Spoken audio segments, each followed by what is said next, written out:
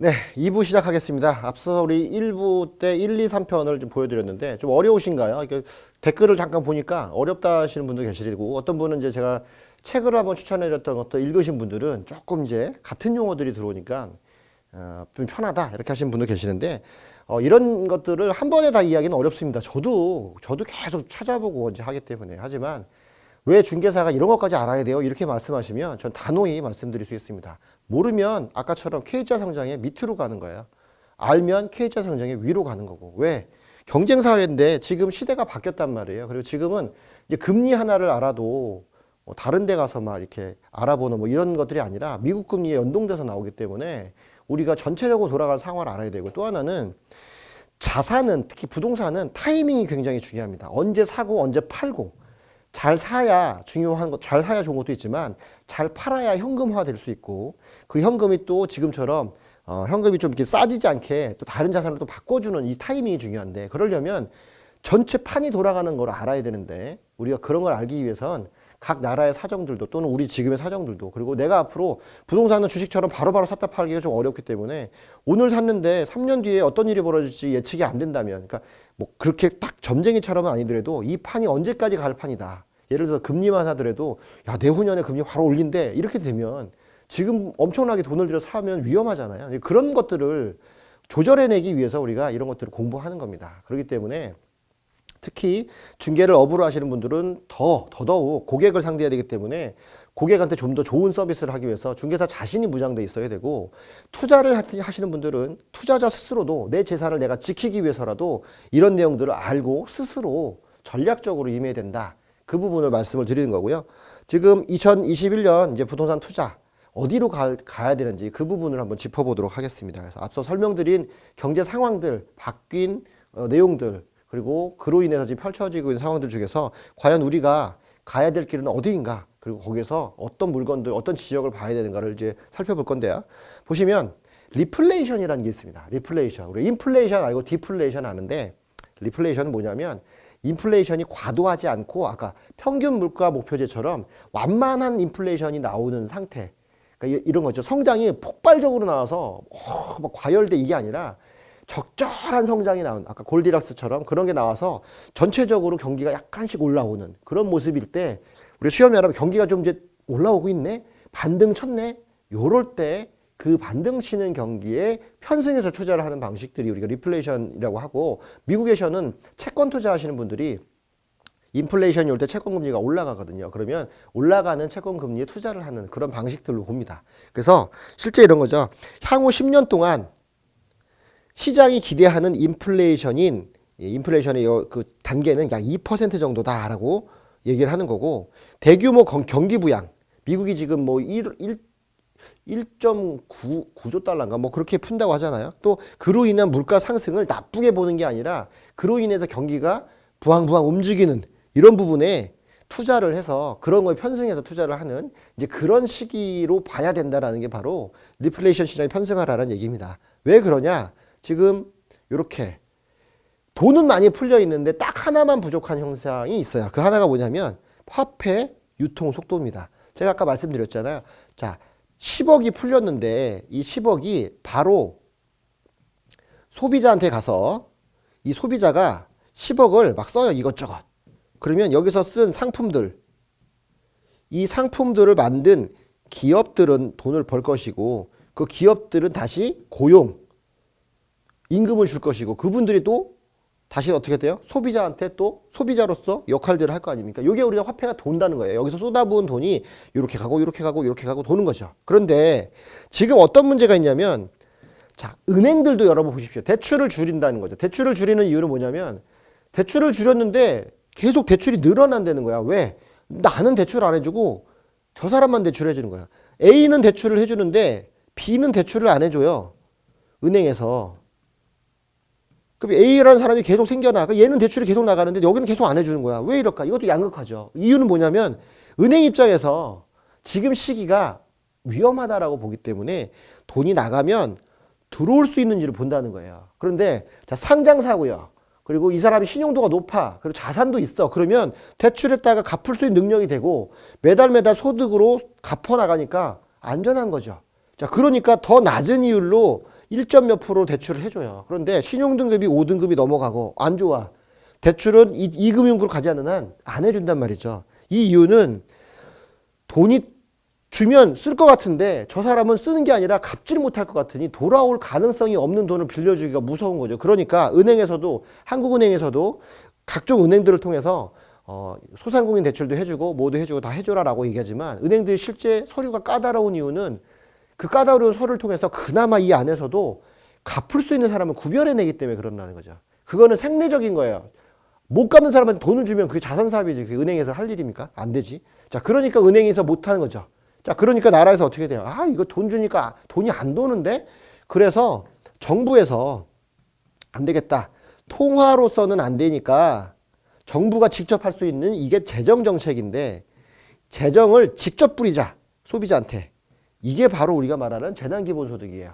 그래서 직접 주니까 직접 쓴단 말이죠. 그런데 우리가 말씀드렸던 작년 5월에는 카드로 주고 한도를 정해놨어요. 8월까지 안 쓰면 싹 걷어드리겠다 그랬더니 다 써버렸단 말이에요. 소비가 있었죠. 지금은 어떻습니까? 현금으로 주니까 썼는지 안 썼는지 확인이 안 돼. 그리고 우리가 쓰면 할인해 줄게요 라고 쿠폰을 발행했는데 거리두기 때문에 그것도 못 써.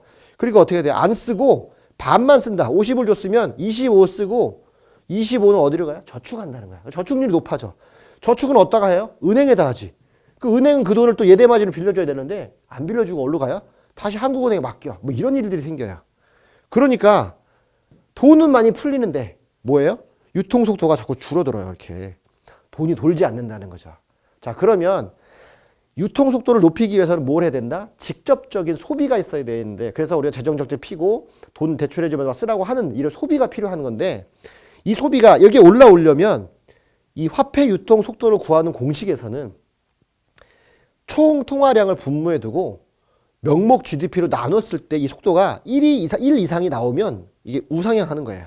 1 밑으로 나오면 이렇게 밑으로 떨어지고, 이런 유통속도가 안 좋다는 얘기죠. 그러니까 우리가 산수니까 쉽게 생각해 봅시다. 지금 여기 총 통화량이라고 나왔는데 이게 아까 말씀드린 M2예요. 아까 M2 3,000조까지 불어나는 거. 이게 점점 M2가 늘어나고 있다 그랬잖아요. 늘어나는 M2가 있다라면 여기는 어떻게 돼요? 1에서 2에서 뭐 3으로 늘어난다 칩시다. 그러면 총 통화량으로 명목 GDP를 나눠야 되는데, 이 명목 GDP는 실제 어떻게 하냐면 명목 GDP에서 물가 상승률을 빼면 실질 GDP가 나오는데, 작년 우리 물가 상승률이 제로였어, 제로. 명목 GDP에서 제로를 빼면 실질 GDP면 실질과 명목이 같다는 얘기인데, 이건 어떻게 보면 아까 경제성장률 나왔던 GDP 경제성장률 나왔던 그 내용 그대로라고 보시면 돼요. 일단은 쉽게. 자, 그러면 얘가 총 통화량이 1에서 2, 2에서 3으로 늘어나요. 그러면 명목 GDP도 어떻게 가야 돼요? 올라가면 더 좋죠. 얘가 1이 나오려면 1이면 1이 나오겠죠. 그런데 얘가 1에서 2로 갔어요. 통화량이 늘어났어. 2에서 3으로 갔어요. 통화량이 늘어났어. 그러면 얘가 1이 나오려면 위가 어떻게 돼요? 얘도 1에서 명목 GDP가 2만큼 성장해야 되고 명목 GDP가 3만큼 성장해야 된다는 거죠. 쉽게 말해서 1% 성장이었다가 2% 성장이었다가 3% 성장이 나와야 돼요. 어떻게? 통화량이 점점 늘어날수록 성장도 같이 나와줘야, 그래야 나누기 하면 1이 나오니까 플랫이 되고, 얘가 크든가 얘가 작아야 돼요. 얘는 2까지 나왔는데 얘가 3이다. 그러면 1.5 이상 나오겠죠. 그러면 어떻게 돼? 이게 우상향을 한다는 거야. 그 얘기는 돈이 돈다는 얘기예요. 돈이 돌면 경제가 살아나고, 그리고 경제가 살아날 때 반등되는 게 뭐예요? 인플레이션이에요. 지금 인플레이션이 올 것 같다고 주변에서 막 떠들고 다니는데, 그걸 단박에 깰 수 있는 게 돈이 안 돌아요. 돈이 안 도니까 인플레이션이 안 옵니다. 그래서 여기 물가 상승률도 작년 물가 상승률이 제로예요, 제로. 그런데 우리 체감 물가는 높죠. 그건 왜 그래요?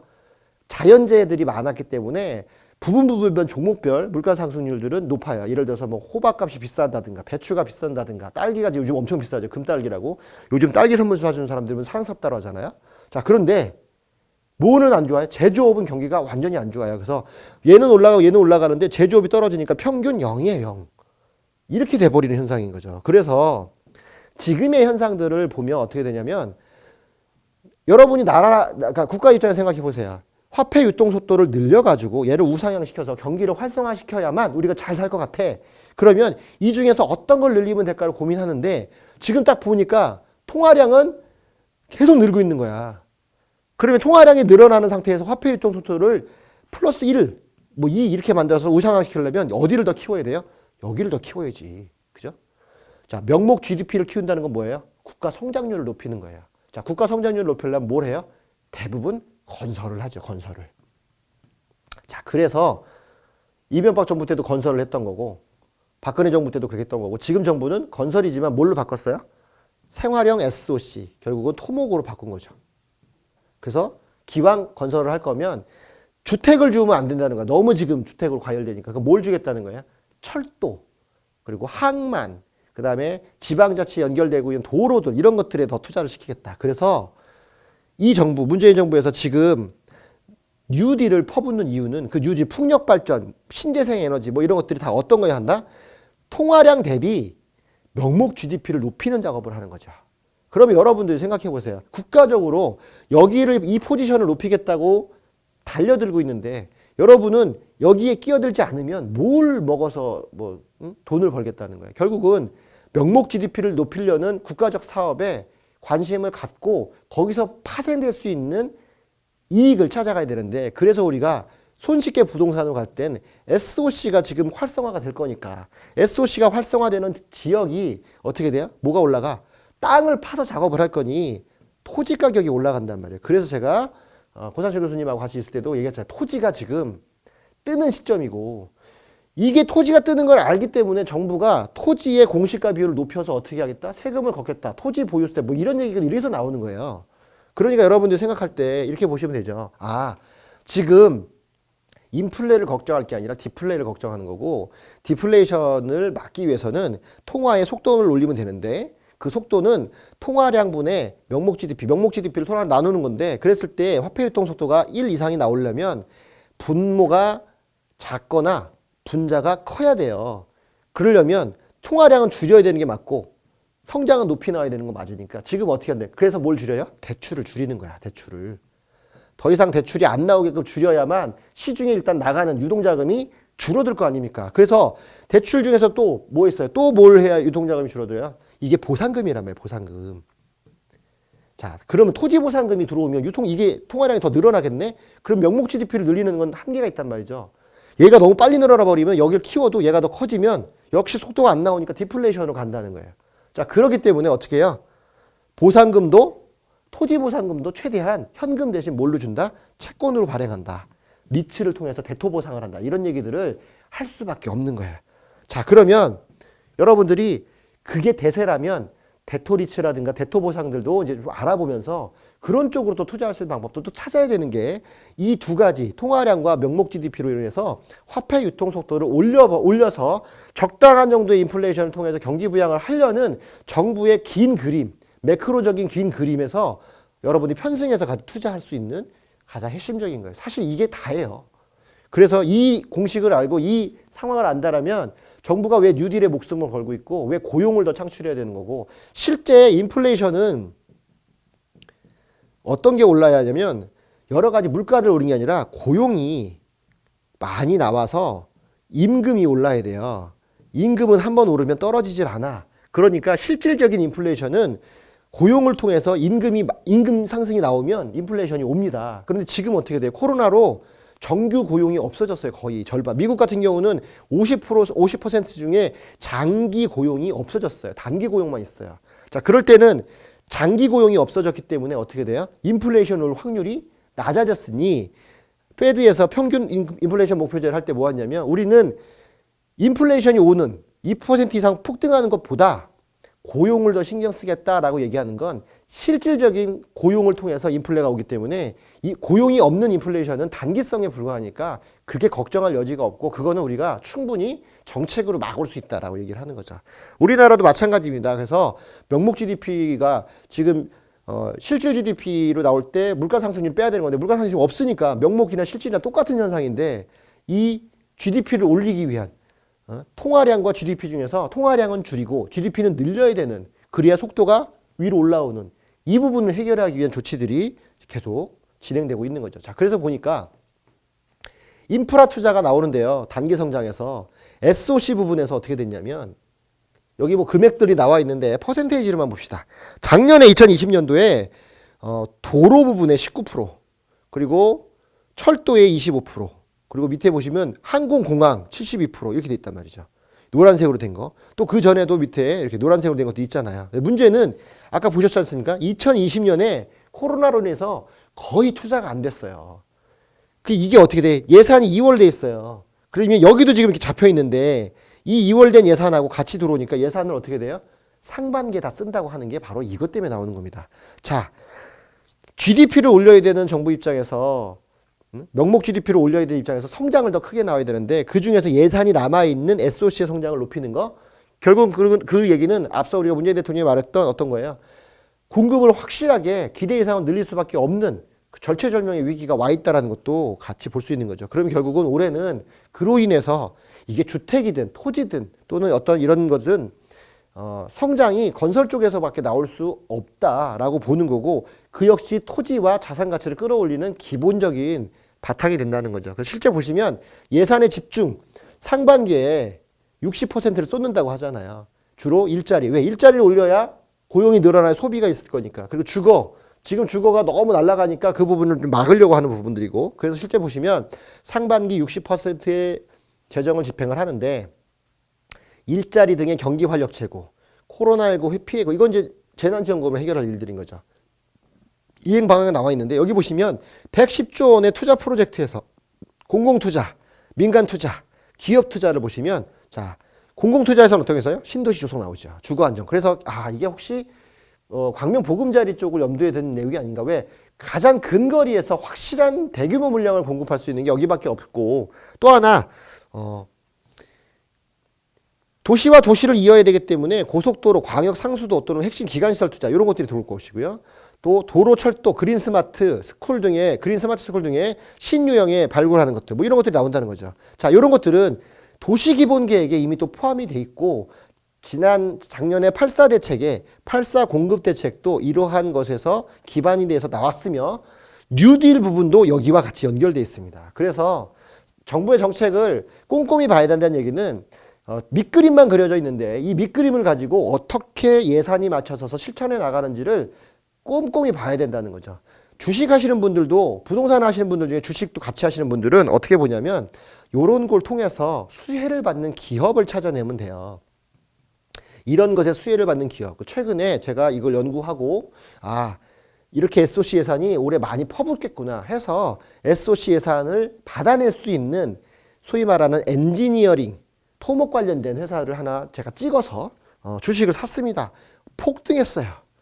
그래서 주식 하라는 얘기가 아니라 부동산으로도 충분히 종목을 골라낼 수 있는 거야. 왜? 이런 모든 것들이 다 우리나라가 주식과 부동산이 다 연결되어 있는 GDP 성장 산업, GDP를 올리기 위한 하나의 축이기 때문에 분리되지 않는다는 거예요. 그래서 오로지 주식만 본다 그게 아니라 부동산 쪽으로도 이렇게 돈을 벌 수 있는 게 많이 있는데 이게 어쨌든 수혜를 볼 수 있는 기업들이 나온다는 거죠. 자, 그런 기업들을 같이 살펴보면서 그 기업이 성장이 나오면 결국은 그 분야가 굉장히 커지기 때문에 그 분야가 커지는 주변 지역들의 토지라든가 또는 어떤 사업들, 도시들이 좋아지기 때문에 투자성이 높아진다. 그렇게 볼 수 있겠죠.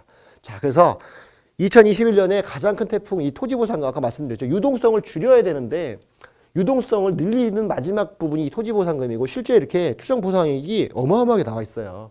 과연 이 돈이 부동산으로 갈 것이냐.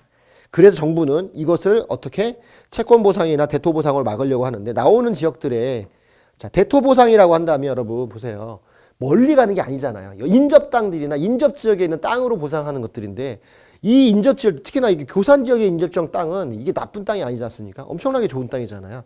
자, 창릉지구도 마찬가지고요. 교산, 창릉지구도 마찬가지고 지금 이렇게 있는 이번에 3기 신도시의 보상들 나오는 땅들은 생각보다 굉장히 수도권 가까이 있는 것들이라 그래서 보상가도 크지만 그로 인한 대토로 나오는 것들도 생각보다 알짜들이 나올 가능성이 있어서 이런 것들이 또한 공급은 늦어지지만 이것이 뭐 바로 입주까지는 늦어지지만 여기서 나올 수 있는 파급 효과들이 굉장히 커서 역시나 또 자산가치 시장들 한 번 더 움직이게 할 수 있는 것들이다.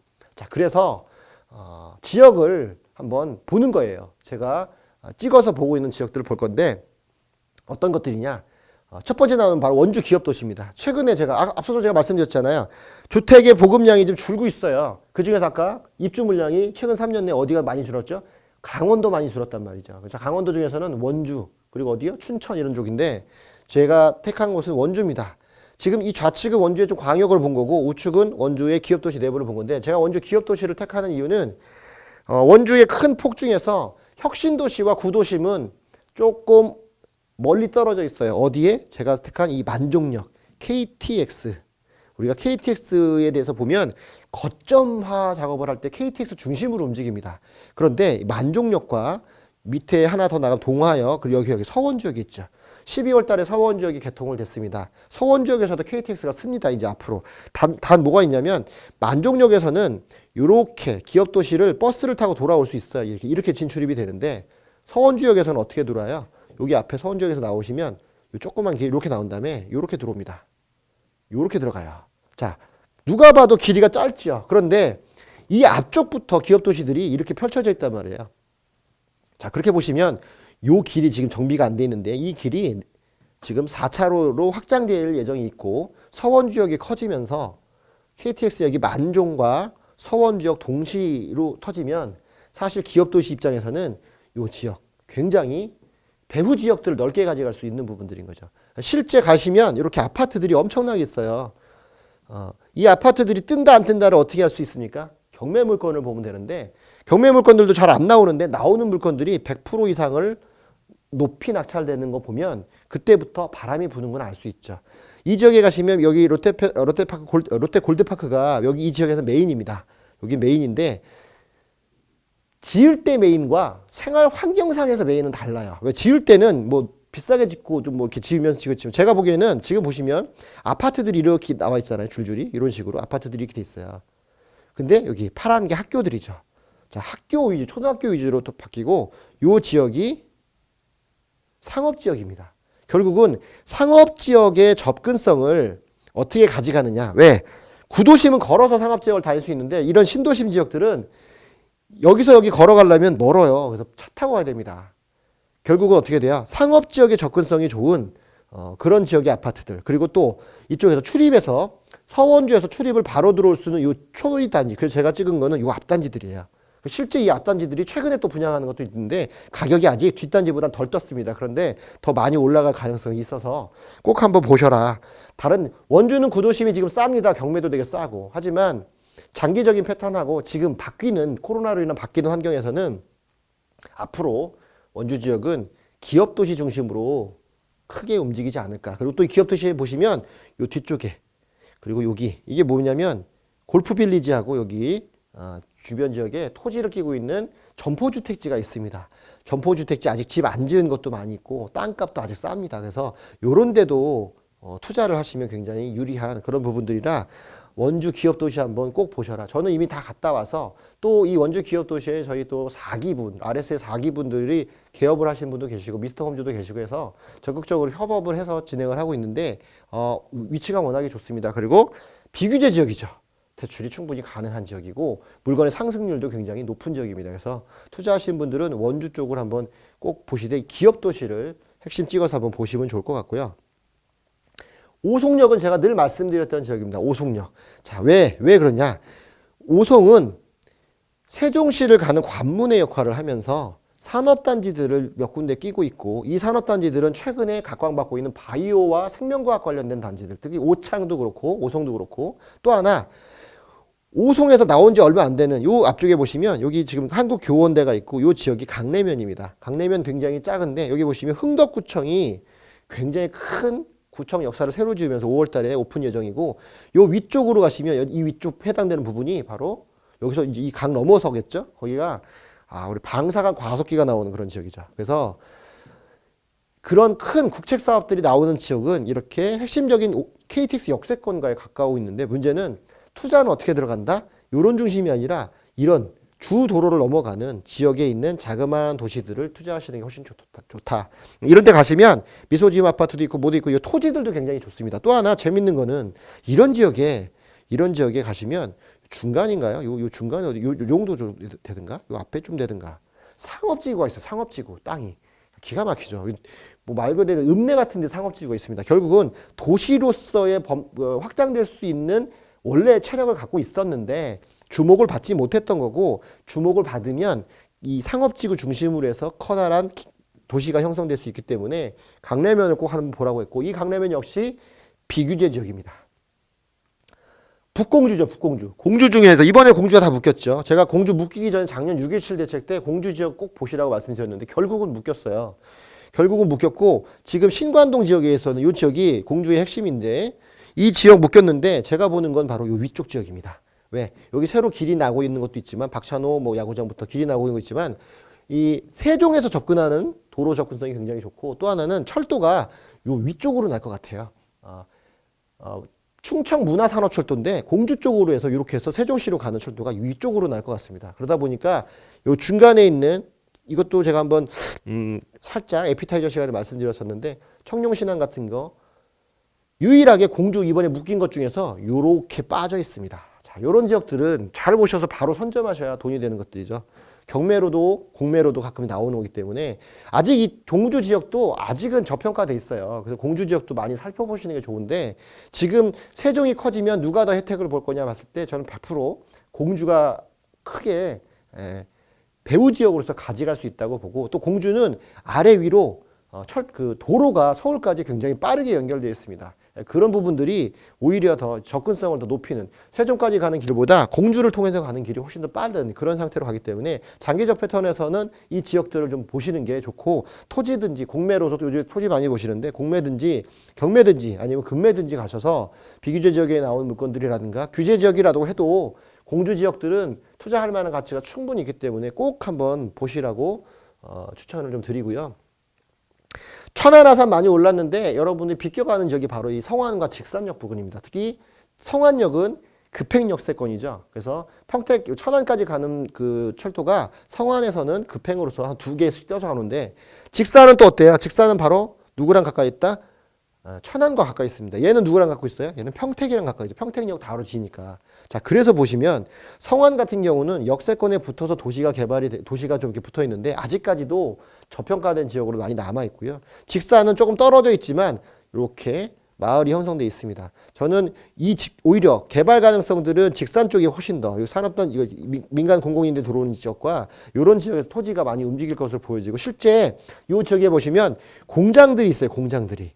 이런 것들이 경매로 가끔 나옵니다. 그래서 부지를 잘 택하시면 꽤 좋은 가격들을 갈 수 있고요. 지금 이 지역만 해도 이렇게 직산역의 하나 꿈의 그림 같은 경우도 월간 방문자 수 1위를 하고 있고 한양수자인도 마찬가지고 또 여기 나와 있는 성안역에서도 보신다면 성안역 부분에 남서울대학교가 있잖아요. 그러면 요 밑에 쪽 라인들, 요 라인들 쪽에서도 아파트들이 몇 군데가 이제 가격들이 싼 가격에 가져올 수 있지만 임대가치 충분히 있고 나중에 역세권의 활용도가 많고 이렇게 역세권 뒤쪽에 조그맣게 강이 흐르고 주도로가 있으면 주로 도시는 이쪽 부근하고 이 뒤쪽 부근이 많이 발달을 하는데 자, 요런 지역들 아직까지 비규제 지역으로 많이 남아있기 때문에 가시면 뭐 별것은 없습니다.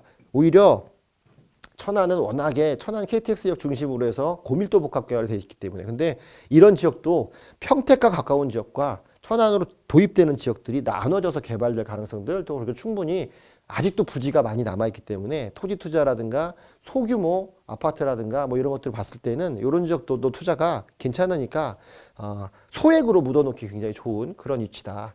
자, 마지막으로 보는 게 용인 플랫폼 시티입니다. 굉장히 어렵게 진행되고 있지만 지금 거의 물이 올라올 단계까지 와 있습니다. 제가 이거를 권해드리는 이유는 용인이 갖고 있는 신분당선 라인이 사선으로 떨어지기 때문에 용인 지역 보시면 이렇게 도로가 이렇게 연결되어 있는 요 삼각주가 굉장히 외져 있어요. 생각보다. 가운데 이렇게 산이 하나 있고 자, 이게 어떤 모습으로 보이냐면 광명시와 비슷한 도넛 형태의 지역 구조를 갖고 있습니다. 자, 그럴 때는 도시가 어떻게 발달하냐면 한쪽하고 요 한쪽 이렇게 나눠서 개발되는데 그랬을 때 이 나눠지는 요 부분이 바로 어떻게 플랫폼 시티로 지금 얘기가 되고 있는 지역이죠. 플랫폼 시티의 핵심은 어떤 거예요? 플랫폼 시티의 핵심은 바로 구성역이죠. 구성역에 대한 접근성이 좋아야 되는데 이 구성역은 어디랑 합쳐 있냐면 지금 보시면 이 삼각형 중에서 이렇게 가운데를 빼면 요 라인까지는 구성역 라인으로 보시면 좋죠. 그래서 오히려 이 신분당선 수지 성복이랑 이렇게 상현역까지 가는 요 라인 중에서는 상현역 쪽에 상가시설이 좀 많이 있지만 오히려 나중에 개발이 되면 이쪽으로 더 구성역 쪽으로도 생활권을 갖고 올 수 있기 때문에 저는 그래서 최근에 분양 전환한 광교마을 40단지 같은 경우는 아직도 저평가되어 있기 때문에 이 지역에서는 다른 지역보다 훨씬 더 코로나 시대에 잘 맞는 입이다. 보시면 숲속 안에 아파트가 딱 있어요. 근데 구성력까지 충분히 접근성이 좋기 때문에 나중에 개발 가치를 본다면 지금 한 8억 정도에 아마 분양 전환을 했던 것 같은데 좋기 15억까지는 충분히 올라가는 집들이라 이런 것들은 장기적인 관점에서 한번 투자를 해보시는 것도 좋지 않나 싶습니다. 그리고 앞으로 이 지역이 좀 굉장히 많이 좋아질 것 같아요. 그래서 구도상에서도 신분당선과 구성역 그리고 플랫폼시티와 기존에 있는 구도심이 다 어우러져 있는 이런 지역이기 때문에 용인 플랫폼시티와 GTX에 있는 구성역 주변 지역을 조금 길게 보시고 아마 접근을 하신다면 아직도 먹을 것이 많이 있는 그런 지역이고 이렇게 개발되는 지역들에서의 지가 상승들을 본다라면 투자성은 충분히 있다. 그래서 용인 플랫폼 시티도 꼭 한번 여러분들이 임장을 한번 해보시고 제가 말씀드린 광교마을 40단지 한번은 가보시는 게 어떨까. 개인적으로도 좀 추천을 드리고 싶은 지리적인 입지를 갖고 있다. 그렇게 좀 보겠습니다. 자, 그래서 이렇게 투자적인 부분에서 지역까지 말씀을 드렸는데 사실 중요한 거는 골디락스라고 앞서문에 말씀드렸지만 제 얘기를 들었던 분들 중에 요걸 눈치챘는지는 모르겠습니다. 자, 골디락스가 아까 말씀드린 대로 스프를 먹었다고까지는 했어요. 그런데 얘가 마지막에 어떻게 됐어요? 먹고 잤다고 그랬어요. 잤어요. 포만감에 잤다. 포만감. 그런데 곰이 왔어요. 곰이 소리를 지르고 놀리니까 놀라서 도망갔죠. 이게. 자, 기분 좋게 와서 스프를 먹었는데 결국은 끝이 어떻게 됐어요? 화들짝 놀라서 도망가는. 뭐 때문에? 무서운 곰이 왔다. 골디락스는 그 자체로만은 완만한 상승, 더도 덜도 않은 딱 완만한 상승이라고 하지만 사실 그 뒤끝이 이게 완만한 상승이 가다가 약간이라도 꺾이는 이런 모습을 보이면 화들짝 놀라는 모습. 이게 바로 소위 말하면 테이퍼링이라고 합니다. 테이퍼링이 어떤 거에 나오냐면요. 미국에서 자산 양적 완화를 할 때 우리가 QE라고 하잖아요. QE라는 양적 완화를 하는 돈을 푸는 게임인데 돈을 다 풀 때 어느 날 갑자기 이제 그만 풀어라고 딱 막으면 사람들이 덜컥 겁을 내죠. 그래서 한 번에 막지 않고 어떻게 돼요? 이 QE의 양을 이만큼 줬다가 점점 조금씩 이렇게 줄어들어요. 야, 요렇게 줄어들어가는 요 과정을 테이퍼링이라고 합니다. 그래서 요렇게 나무가 있으면 나무 끝을 계속 깎아서 요렇게 좁게 만드는 요거를 테이퍼링이라고 하는데 지금 유동성의 양은 늘어나는데 매달 늘어나는 양의 폭은 줄고 있는 게 현실이에요. 결국은 뭐냐면 돈은 많이 풀려 있지만 대규모 돈을 두세 배씩 푸는 게 아니라 처음에 10배 풀었으면 9배 풀고 8배 풀고 7배 풀어서 실제 크게 올라가지만 끝이 점점 무뎌지고 있다는 거예요. 이렇게. 그러니까 여기서부터 여기까지 폭은 크지만 이 폭은 더 줄어드는 거죠. 이 폭은 더 줄어. 이게 테이퍼링의 개념인 거예요. 이 테이퍼링을 가지고 그래서 사람들이 이걸 아는 사람들은 이러니까 금리가 인상되지 않을까라고 하는데 앞서 말씀드렸잖아요. 이것만 갖고는 안 되고 어떻게? 유통속도가 올라오지 않으면 안 됩니다. 경기가 인플레이션까지 확실히 오지 않으면. 그리고 그 유통속도를 높이는 방식은 소비여야 되는데 소비의 가장 기본은 고용에서 나오는 소비가 나와야 되는 고용을 통해서 나오는 소비가 나와야 되는데 그런 소비가 안 나오면 어렵기 때문에 일자리가 확실히 늘어나서 돈을 많이 벌어서 쓰지 않는 한 쉽게 이렇게 테이퍼링으로 인해서 금리 상승이 오지는 않는다는 거예요. 하지만 그 와중에서도 그럼 계속 이럴 거냐? 언젠가는 한계가 오지 않겠습니까? 그 언젠가 한계가 왔을 때는 꼭 어떤 걸 조심해야 된다? 유동성으로 인한 함정을 조심해야 되기 때문에 저런 지역들을 투자할 때도 꼭 이렇게 함정을 조심해 가면서 예측해서 투자하라는 거죠. 왜? 우리가 여러 번의 금융위기를 겪어오면서 가장 많이 들은 얘기들이 뭐냐면 야, 이 시기를 놓쳤다 이런 얘기 들었지만 사실 그 시기를 타고 넘었더라도 뒤에 오히려 더 망한 사람들이 많은 이유는 대비가 정확히 안 돼 있다는 거예요. 리스크 관리가 잘 안 돼 있다는 거죠. 그래서 경매 우리가 할 때도 제가 말씀드리는데 낙찰을 받기 전에 이미 시뮬레이션이 끝나야 수익이 나는 겁니다. 낙찰을 받고 나서 고민하면 늦어요. 그런데 어디까지 고민해야 되냐? 문제가 생겨서 내가 돈을 까먹을 수도 있겠다라는 것까지 고민을 하고 가야만 이 유동성의 함정에서 나올 수 있다는 거죠. 자, 그래서 보시면 중국 같은 경우 지금 우리나라보다 중국이 전 세계 성장 1위입니다. 그리고 우리나라가 다음이라고 하는데 그 성장이 좋다는 중국도 이번에 어떻게 돼요? 칭화 유니그룹이라든가 이런 그룹들이 디폴트 났어요. 파산이죠, 파산. 중국이 자기가 보증해주는 기업인데 왜 파산을 시키겠어요? 중국이 자기 돈 찍어서 주면 되는데 그 얘기는 중국도 이제 옛날의 중국이 아닌 거죠. 성장이 한참 잘 나와요. 그래서 미국을 뛰어넘을 수 있을 것 같아. 그러면 이번에 어떻게 돼? 정신 차리고 진짜 성장이 나오는 거 봐야 되는데 알고 봤더니 자기들이 지원했던 기업들이 호박씨를 까고 있었던 거죠. 그러니까 어떻게 돼요? 얘를 데리고 가지 않고 과감하게 잘라내는 역할을 한다는 거야. 중국도 이제는 우리가 밖에서 보기에 아우 중국 거기 너무 허풍이 심한 거 아니야? 걔네들도 이 성장이 꺾이면 굉장히 위험하기 때문에 성장이 나오지만 이 성장의 구간별로 얘네들 점검을 해서 얘네들이 좀 애매한 모습이다 그러면 과감하게 디폴트를 받아주는 그런 역할을 하죠. 그럼 결국은 중국도 어떻게 돼요?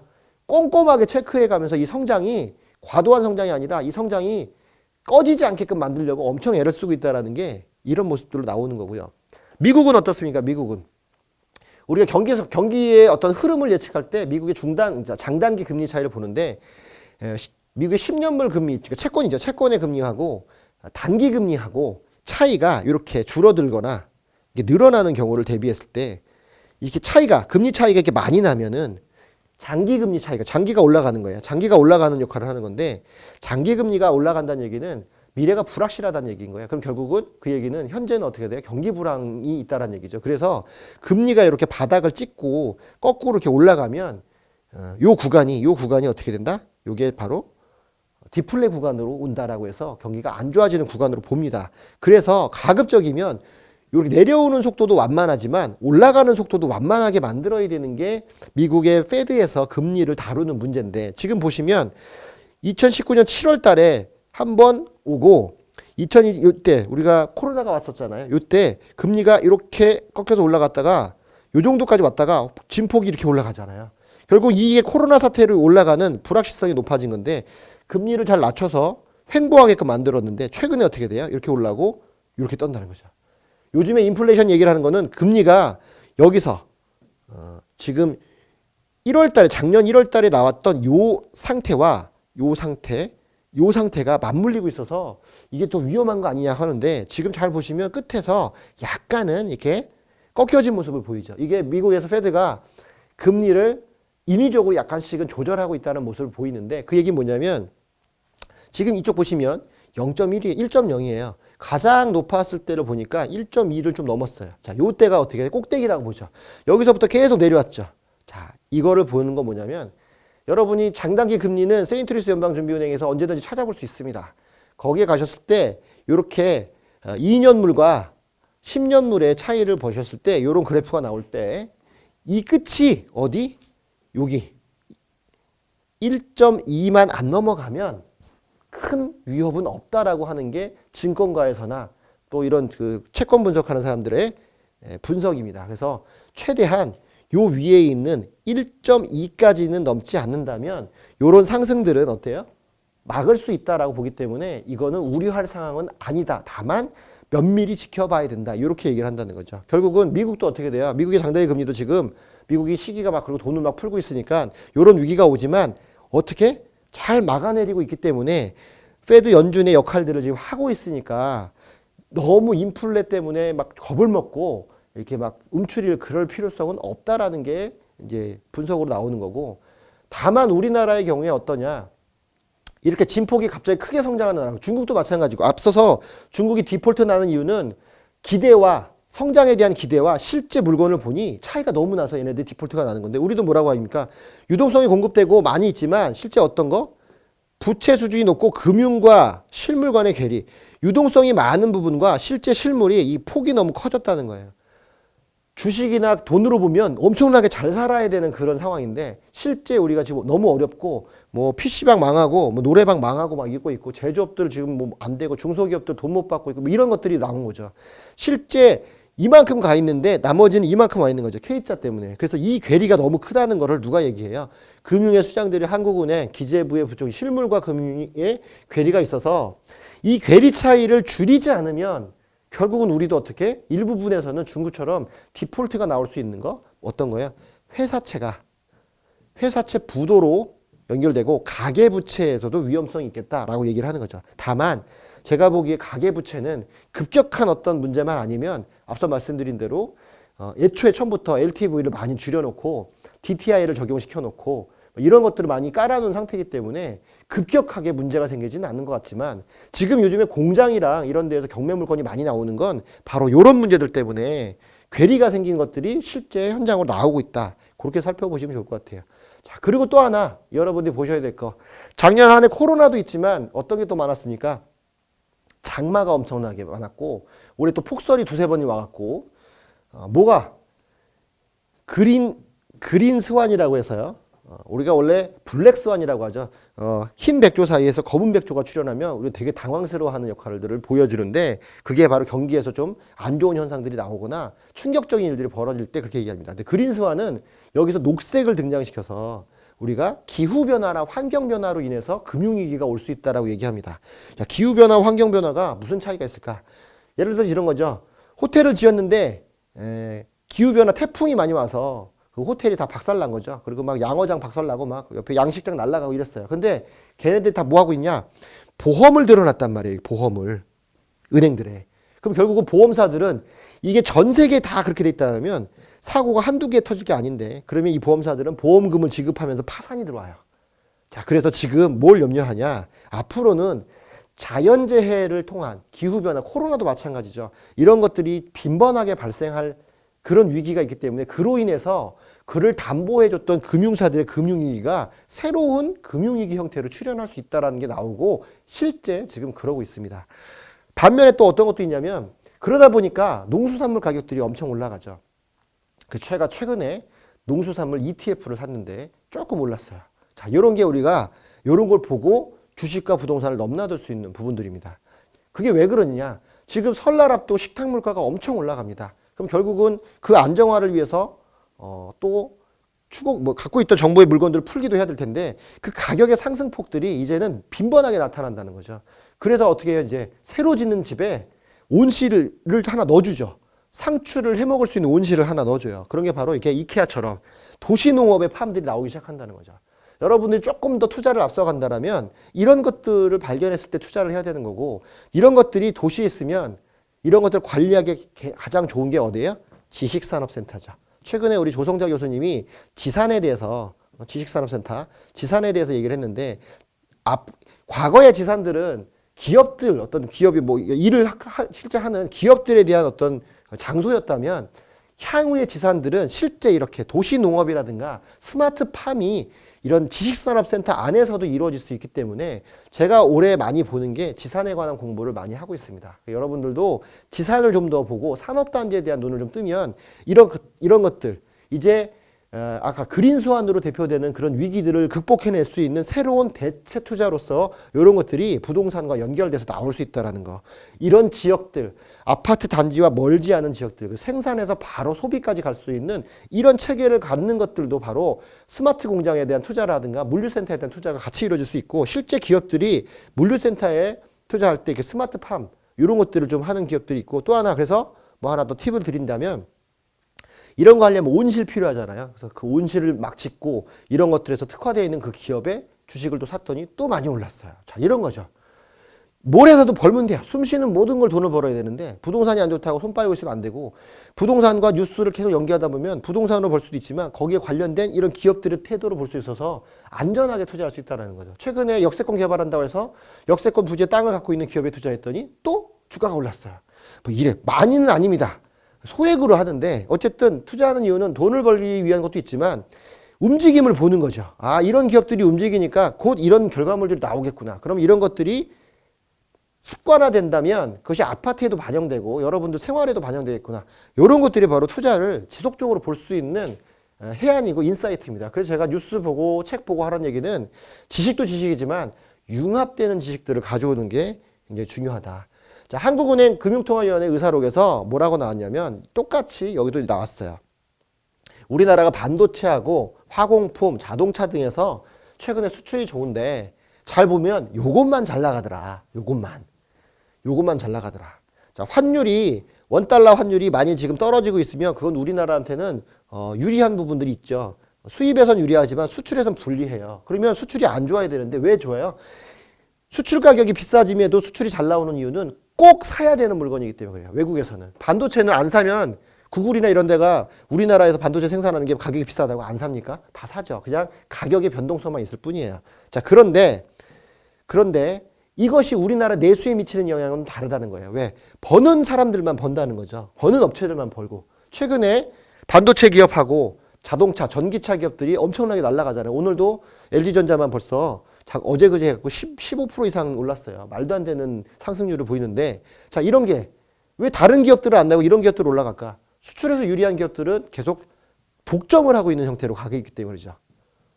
자, 그래서 여러분들도 보셔야 될 게 이것조차도 양극화로 가고 있다라는 거예요. 그래서 내년이 올해가 성장이 나올 것 같지만 그 성장의 질적인 부분을 본다라면 우리나라의 성장은 다소 낙관적인 것은 위험하다라는 거죠. 왜? 골고루 발전을 해야 되는데 하나만 엄청나게 커져요. 얘는 안 되고 그래서 완전히 이렇게 나눠져서 1에서 3.0의 상승이 나온다는 거는 내수는 망가졌다는 얘기인 거예요. 우리나라가 내수를 키우려고 하는 건 중국이 지금 내수를 키우려고 하는 건 미국이 내수를 키우려고 하는 건 코로나나 이런 사태에 대비했을 때 나라를 부강하기 위해서는 이제 수출로는 어렵다는 거예요. 계속 무역에 마찰이 생기니까. 그래서 결국은 내수가 탄탄해야만 갈 수 있는 거죠. 그런데 내수를 탄탄하게 하려면 이 수출 업종이 아니라 국내에서 생산된 제조업 업종이 강해야 되는데 지금 우리나라의 시스템은 그게 좀 어려운 부분이 있는 거죠. 자, 그런 상태에서 성장만 나온다? 그랬을 때 그 성장이 끝나는 한도에서 성장이 꺾이는 순간 이 괴리로서 나타나는 위기들이 굉장히 커진다는 거예요. 자, 그래서 제가 말씀드리는 게 위험한 부분이 분명히 있더라. 삼성증권에서 나온 자료에 보면 이래요. 일단 미국 같은 경우에 미국의 실업이 급격히 떨어지고는 있으나 실업률이 그런데 과거에 코로나 이전에 여기까지 왔다라면 지금은 여기까지 오는데 바로 이렇게 안 내려오고요. 이만한 길을 간다는 거예요. 그게 왜 그렇습니까? 완전 고용에 돌아가려면 완전 고용할 수 있는 일이 있어야 되는데 요 사태 때 예를 들어 1000개 일자리가 있다 그러면 1000개의 장기 일자리 고용, 완전 고용하는 길게 일할 수 있는 일자리가 있다라면 이게 500개 수준으로 절반이 날아가서 이 기간은 뭐예요? 그 500개가 회복되는 기간이라는 거예요. 그래도 똑같은 걸 회복 안 되고 새롭게 대체되는 기간. 결국은 뭡니까? 같은 고용이지만 회복되는 기간이 이만큼 길다라는 거예요. 결국 이 기간 동안 뭐는 못 올라요? 금리는 못 올라요. 금리는. 반대로 그 옆에도 또 보시면 아까 인플레이션 얘기했지만 실제 인플레이션이 회복되는 이 기간을 5년을 봤을 때 5년 평균이 1.83 정도가 나올 것이다라고 예측을 합니다. 아까 평균 인플레이션 목표제가 2%라고 얘기했잖아요. 결국은 뭐예요? 향후 21년부터 25년까지 갈 때 미국의 인플레이션도 결국은 총합 평균 인플레이션을 안 넘을 거라니까 여태까지 뭘 못 올린다? 금리 못 올린다는 거죠. 결국은 이런 상황에서의 골디락스가 있다는 건데 저는 어떤 거에 집중하냐면 여러분 보시면 중국이 올해 성장률이 8%로 예상이 되는데 내년의 성장률이 5.5예요. 떨어졌죠. 우리는 3.3인데 2.5예요. 결국은 코로나가 없었을 때 우리가 2점 몇이었어요. 3점이 안 넘었단 말이에요. 2.8 정도. 근데 다시 코로나 이전 상태로 돌아오는데 문제는 성장이 올라갔다가 다시 코로나 돌아왔어요. 여기가 이제 코로나고. 그러면 여기 A라는 코로나 이전 시대와 B라는 코로나 이전 시대 같습니까? 틀리죠. 경제 성장률은 올라갔다 돌아왔지만 시대가 달라졌어요. 그러니 여러분들이 맞닥뜨릴 때 올라왔다고 성장이 잘 나왔다고 좋을 게 아니라 곰이 찾아온단 말이에요. 곰이 여러분들이 수프 먹고 이 성장에 취해서 잠들어 있을 때 곰이 와서 꽥 소리를 지를 때 여러분들이 미리 대비하고 천천히 걸어 나갈 수 있느냐 아니면 화들짝 놀래서 뛰어나가는 바람에 자기 머리끈도 놓고 나가야 되느냐. 이 머리끈은 뭐예요? 수익이에요. 수익. 그래서 결국은 골디락스라는 게 앞부분은 좋단 말이죠. 그런데 뒷부분에 이렇게 다시 회복되는 수준에 와서 이 완만한 하락을 대비하지 않으면 여러분이 곰이 찾아왔을 때 깜짝 놀라면서 자기 수익을 던지고 그냥 나가버리는 결국은 다 털리고 나가는 일이 생길 수밖에 없다. 그게 지금 여러분들에게 말씀드리고 싶은 거예요. 투자의 환경은 굉장히 좋은데 그 환경의 끝에 있을 이 유동성이라는 곰이 여러분한테 꽉 소리를 질렀을 때 과연 여러분은 여태까지 벌어들인 수익을 갖고 갈 수 있느냐, 놀라서 놓고 갈 거냐, 그런 부분들이 굉장히 중요해진다는 거죠. 자, 최근에 나온 주택산업연구원 김동연 실장, 우리 김연아 연구원이 건설산업연구원에서 국회로 간 이후로 업계에서 가장 하이 퀄리티한 모습을 보여주는 주사년의 김정일 실장이 나온 칼럼입니다. 가장 최근에 나온 칼럼인데 이런 게 있습니다. 앙드레 코스톨란이라는 주식에서 가장 유명한 투자자가 있죠. 유명한 투자자. 그분이 달걀 모형이라는 걸 했는데 그거에 따르면 지금은 부동산 투자의 적기다. 달걀 모형 한번 찾아보세요. 코스톨라니가 헝가리 투자의 규제인데 금리와 예금, 주식, 채권, 부동산의 관계와 최적의 투자 시기를 이 모형으로 설명을 했대요. 궁금하시죠? 자, 금리 저점기에 접근할수록 여유 자금이 있는 투자자들은 임대 수익을 목적으로 저평가된 부동산에 투자한다. 자, 이게 어디라고요? 아까 말씀드린 5개 지역들. 그런 지역들 저금리 임대 수익을 목적으로 저평가된 어떤 거? 규제 지역이 없고 대출 많이 땡길 수 있고 다 활용할 수 있는 것들. 자, 최근의 금리 상황에서 향후 시중 유동자금이 흐름을 가늠할 수 있는데 시중에 4천조예요. 지금 M2가 4천조까지 넘어졌는데 M2죠. 광의의 통화도 3천조다. 올해부터 3기 신도시 대규모 택지지구 풀린다. 토지보상금 50조 풀린다. 풍부해진 유동성 환경이죠. 증시에서 번 돈도 넘어올 가능성도 있다. 이렇게 보고 있어요. 자, 그런데 이처럼 이런 시장이지만 실수요보다는 유동성 유입에 따른 주택가격 상승세가 유지될 수 있는 환경이기 때문에 결국은 약간의 금융 때문에 증시, 부동산도 그렇고 증시도 방방 뜨는 그런 때문에 정책 당국에서도 이 부분에 집중하라 이렇게 얘기를 하는 거죠. 결국은 뭐예요? 유동성을 조절하지 않으면 이 장세가 인플레로 갈 수 있는 가능성도 있고 또 하나는 이 유동성에 대해서 문제가 생겼을 때 이 유동성이란 곰이 소리를 질렀을 때 테이퍼링이 생길 수도 있는 문제들도 있다라는 거죠. 그래서 주택 매수를 계획하고 있는 사람들도 실수요자 차원에 접근할 필요가 있고 공급될 주택 수급에 대한 모니터링, 아까 보셨죠? 입주 물량, 착공 물량에 대한 테스트를 해서 어느 지역에 어떤 것들이 수급이 되고 있는지를 파악을 꼭 해야 된다는 것들, 그런 것들이 되고 있죠. 유동자금이 과도하게 주택시장에 유입되는 것을 차단할 정책이 필요하다. 지금으로서는 어떻게 돼요? 규제로 계속해야지만 안 되니까 이번에 과감한 공급 정책으로서 이 부분에 대한 걸 꺾겠다는데 어떤 걸 꺾겠다는 거예요? 집이 이대로 있으면 부족하다. 부족하니까 집은 올라갈 것이라는 기대감을 꺾기 위해서 더 많은 주택의 유동성으로 기대감을 꺾는 방법인 거죠. 자, 그래서 이렇게 말씀드린다. 골디락스 시대에 정리를 한번 해볼게요. 자산은 어떤 걸? 기대감을 먹고 삽니다. 지금의 투자는 사실 유동성이 갖고 오는 이 화랑장에서 오를 것이다라는 기대감인데 이 기대감을 꺾어야만 안정화 단계로 갈 수 있는데 기존까지는 정부가 어떻게 했다는 거야? 이 기대감을 규제로 꺾었지만 최근에 나오는 변창흠 장관과 대통령 신년사에서는 이 기대감을 공급으로 꺾겠다라는 부분을 표시했다라는 것도 한번 체크해 보시고요. 버티는 힘은 지속적인 수익 구조에서 나옵니다. 단타로 하나씩 사서는 안 되고 작게 됐든 크게 됐든 간에 꾸준한 수익 구조가 나올 수 있는 걸 미리 만들어야 되는데 이게 자기의 이익이 될 수도 있고 부캐릭터가 될 수도 있습니다. 최근에 제가 부캐릭터를 만들기 위해서 저희 또 같이 있는 RSA 4기 우리 총무님 유은진 총무님께 이 부캐릭터에 대한 것들을 많이 설파하고 있는데 능력껏 만들 수 있으면 좋겠죠. 이 수익 구조에 따라서 달라지기 때문에 무조건 투자를 한다기보다 본인이 갖고 있는 능력을 최대한 활용해서 그 능력을 버리지 말고 병행해서 쓰는 방법들, 그래야만 이 수익을 유지할 수 있다라는 거, 그 부분도 한번 챙겨보시면 좋고. 자, 경제구조 변하고 있어요. 경제구조 변하고 있는데 아직까지도 옛날 마인드로 옛날적 투자를 하시면 안 되고 바뀌는 경제구조에 맞는 투자를 가셔야 된다. 그런 바뀌는 경제구조가 원하는 지역이 있고요. 그 지역을 먼저 선점하셔야 된다는 거, 미리 대비하셔라는 거고. 기술의 진보에 편승해야 됩니다. 지금 프롭테크 시대입니다. 프롭테크로서 앉아서도 전국의 모든 토지나 이런 것들을 분석할 수 있고 또 시공 시행 사업들도 이런 것들로도 사업 진보를 할 수 있습니다.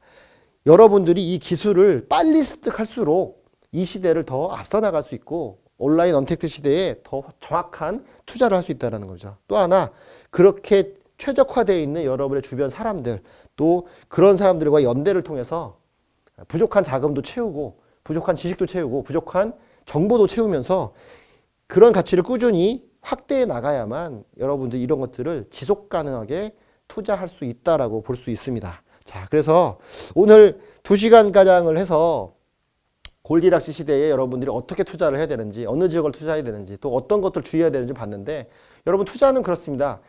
멈추지 말고 꾸준히 하셔야 되는데 이거는 잘못하면 배가 바다 위에 떠서 어디가 어딘지 모르는 경우가 있어요. 우리가 그럴 때 별을 본다든가 나침판을 갖고 있잖아요. 이 경제의 공부라는 건 나침판과 같습니다. 이 나침판이 크면 클수록 좋고 별도 볼 수 있으면 좋잖아요. 그러니까 하나만 보는 게 아니라 모든 걸 다 활용해야 된다는 거죠. 거시경제, 매크로, 또 이렇게 안에 있는 미시적인 부분들, 임대사업 시장들 다 봐야 되는데 일일이 보기 힘들다면 꾸준한 독서와 이런 정보 교환을 통해서 스스로를 만들어 나가야 됩니다. 투자는 알고 하면 실패하지 않는데 감으로 하면, 그러면 그 감이 맞을 땐 좋지만 맞지 않을 때는 여러분 인생에서 가장 치명적인 해를 입힌다는 거. 그리고 큰 것만 투자하는 게 아닙니다. 소소하게 투자하되 끊임없이 해야 되기 때문에 자기의 이런 기본 소득을 계속 만들어 나갈 수 있는 부캐릭터를 같이 공유하면서 가시는 게 굉장히 좋다고 보고요. 오늘은 그래서 여러분들에게 2시간 동안 올해 전략적인 부분과 투자의 방향성을 그러니까 말씀을 드렸습니다. 그래서 올해도 뭐 지금 1월 달이니까 또 상황이 계속 바뀌겠죠. 저도 뭐 2개월 또는 분기별로 아니면 뭐 월별로 이런 상황들이 바뀔 때마다 또 유튜브라든가 또는 랜드프로 TV를 통해서 인사를 드릴 텐데 여러분도 이번에 이런 기회에 자기만의 방향성을 한번 설정해 보고 조금 어렵더라도 빨리 익숙해서 사회 변화 구조와 같이 발맞춰서 가는 투자자로서 또는 그런 중개사로서 그런 뭐 시청자로서 가시는 게 좋지 않을까 싶으니까요. 오늘 제 강의는 가볍게 여기서 마치고 다른 분들도 강의할 때 접목시켜서 좋은 투자 하시면 좋겠습니다. 제 강의는 여기서 마치겠습니다. 수고 많으셨습니다.